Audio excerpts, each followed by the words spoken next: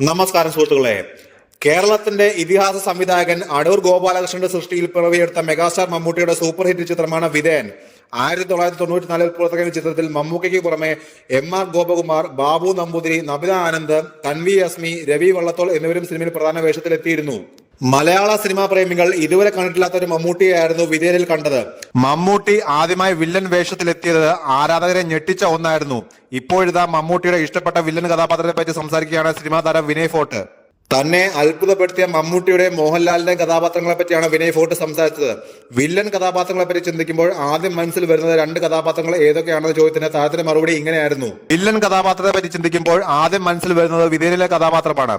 ആ കഥാപാത്രം mind blowing ആണ്. മമ്മൂക്ക ചെയ്ത കഥാപാത്രങ്ങളെ എന്നെ അത്ഭുതപ്പെടുത്തിയ സിനിമയാണ് അത്.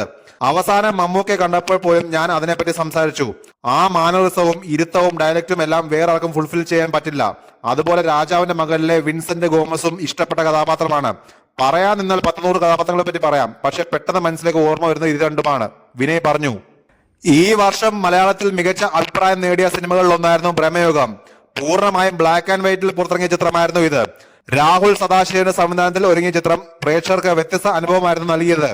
മമ്മൂട്ടി നായകനായ ബ്രഹ്മയുഗത്തിൽ അർജുൻ അശോകൻ, സിദ്ധാർത്ഥ് ഭരതൻ, അമാൽഡ ലീസ്, മണികണ്ഠനാചാരി എന്നിവരും ഒന്നിച്ചിരുന്നു. ഒരു ഓൺലൈൻ മാധ്യമത്തിൽ നൽകിയ അഭിമുഖത്തിൽ ചിത്രത്തിൽ മമ്മൂട്ടിയുടെ കോസ്റ്റ്യൂമിനെ കുറിച്ച് പറയുകയാണ് കോസ്റ്റ്യൂം ഡിസൈനറായ അഭിജിത്ത്. കഴിഞ്ഞ 10 വർഷമായി താരത്തിന്റെ കോസ്റ്റ്യൂമുകളെല്ലാം ഡിസൈൻ ചെയ്യുന്ന അഭിജിത്താണ്. ബ്രഹ്മയുഗം സിനിമയിൽ മമ്മൂക്കയ്ക്ക് വേണ്ടി ഹാൻഡ്ലൂം ആണ് ചെയ്തിരുന്നത്. Handloom material ചെയ്യിപ്പിച്ചതാണ്.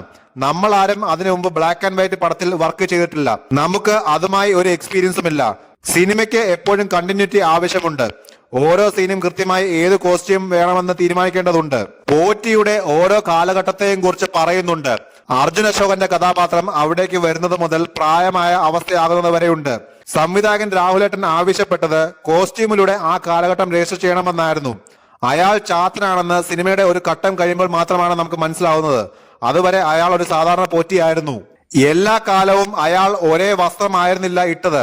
അതുകൊണ്ട് ചെറിയ മാറ്റങ്ങൾ വേണമെന്ന് പറഞ്ഞ് ആ തുണിയിൽ ഞങ്ങൾ ചെറിയ മാറ്റങ്ങൾ കൊണ്ടുവന്നിരുന്നു. എന്നാൽ ബ്ലാക്ക് ആൻഡ് വൈറ്റ് വന്നതോടെ ഇതൊന്നും രജിസ്റ്റർ ആയില്ല.